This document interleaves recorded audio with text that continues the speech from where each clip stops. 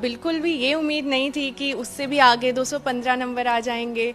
Dr. Apala, who recently secured a brilliant 9th rank in her UPSC exam, has now broken all records. She secured the highest marks anyone has ever scored in the UPSC interview round.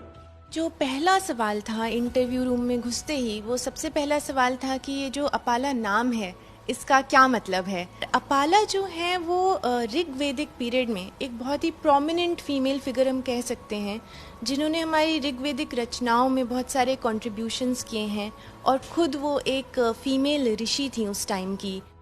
But as she stepped in for the interview, she was in for a surprise.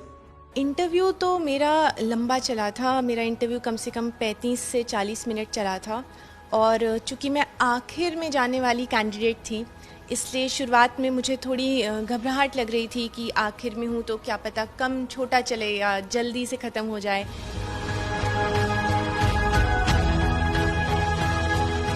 Interview की तैयारी तो मेरी काफ़ी ज़्यादा थी और जब interview दिया तो भी मुझे अच्छा लगा था। तो मेरे फादर बार बार बोल रहे थे, चूँकि अब तक का हाईएस्ट मेरे दिमाग में था कि 212 नंबर हैं, तो मेरे फादर बार बार बोल रहे थे कि 212 नंबर आ जाएंगे। लेकिन हाँ, बिल्कुल भी ये उम्मीद नहीं थी कि उससे भी आगे 215 नंबर आ जाएंगे।